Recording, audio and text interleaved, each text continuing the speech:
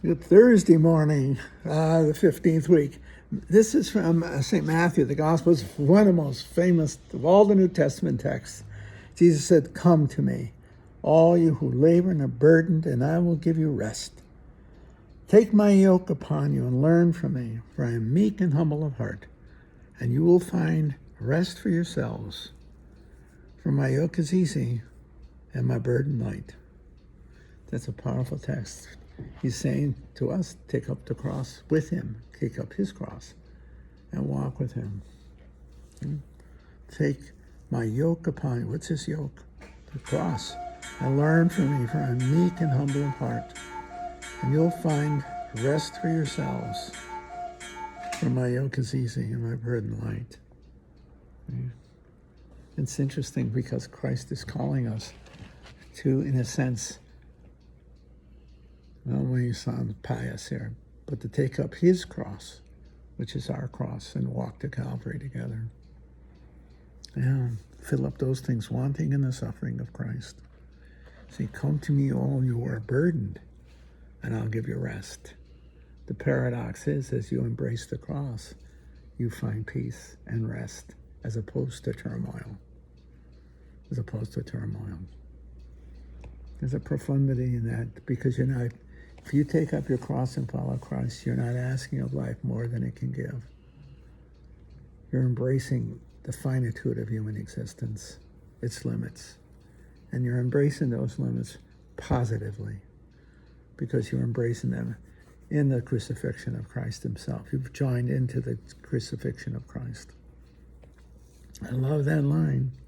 We fill up those things wanting in the suffering of Christ. It's just a marvelous line, and I think of that a lot. Anybody who does any kind of ministry, anybody kind of caregiving, but I think a ministry, because those are profound religious moments when you bring hope into what appears to be despair, when you bring a blessing to what looks to be a curse.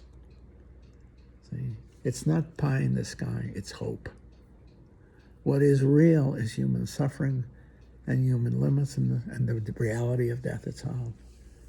But what we bring to it in facing that head on is we bring with it hope that in Christ's death and resurrection, our death and the death of those we love and beloved are part of their and our resurrection, and that we will once again be together. I keep using this line all the time. I know I do. It's so beautiful, a line. And knowing that we may never ever see each other again in any terms of this life, we will be together again in paradise. Ci vediamo in paradiso. We will see each other again in paradise. That was my aunt, 50 years ago, said that to me. Ci vediamo in paradiso.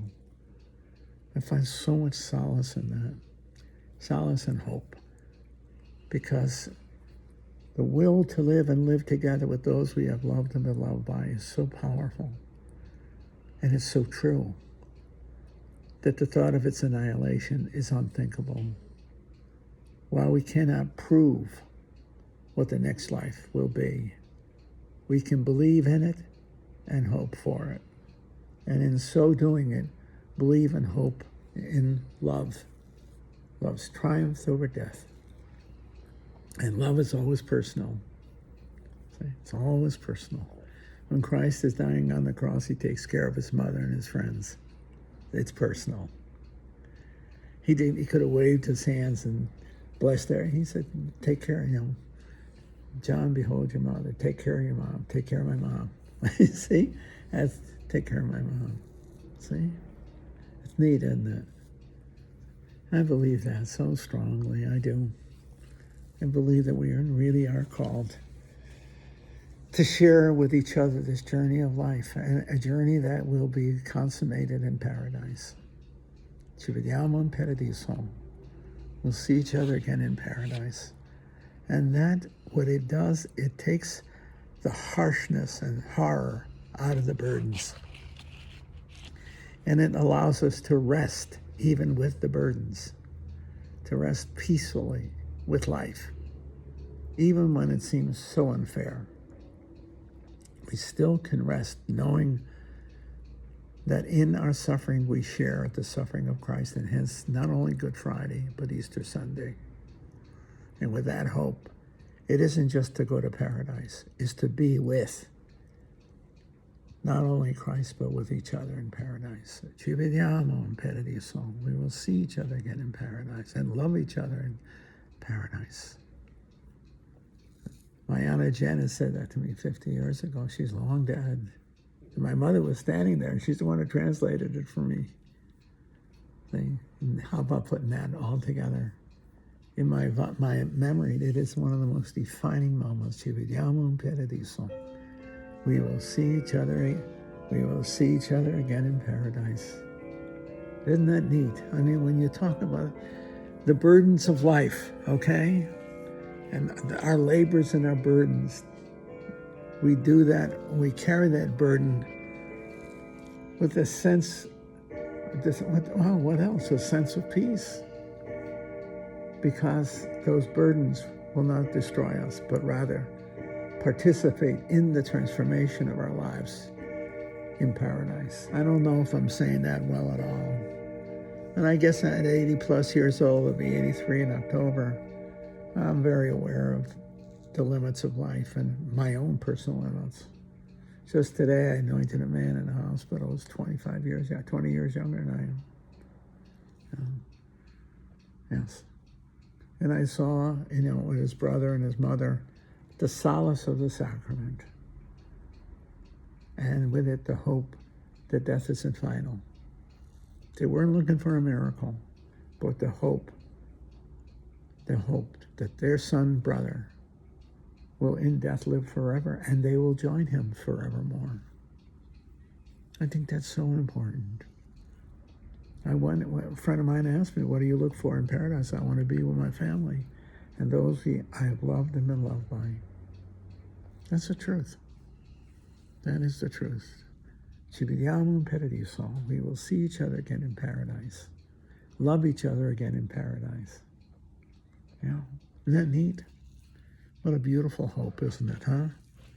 See? And that does lift the burden of life, the burdens and the labors. And it gives us a rest, not as if we're asleep, but a peacefulness, the rest of being peaceful with life and not needing to ask more of it than it can give, but accepting it for what it is. And with the hope that life, though taken from us, will be restored to us in the Easter Sunday of paradise. As I get older, that means much more to me. I can't look forward. Somebody asked me once, what do you look forward to? I don't know. I don't look forward to much, because I know I'm probably in the last decade of my life. If I live another 10 years, I'll be 93 years old. I don't believe I'll live that long. Be as healthy as I am, I don't think so. We'll see. We'll see. But I know I have the day, and I know I have the faith and the hope that each day guides us into paradise. See, we are moving towards not just death, but paradise, which we will once again be together.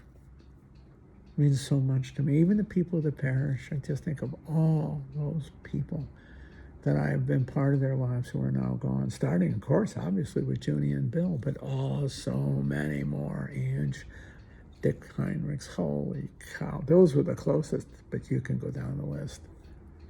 I hope we will all again be thinking of the ball field when I was out there with those guys coaching the kids. I hope we will all be together. See? In an eternal community of faith and love. Each one uniquely special to each of us. I mean that. It's not just a group of people, but within the intimacy of each one's heart. Wouldn't that neat? What a thought. Yeah.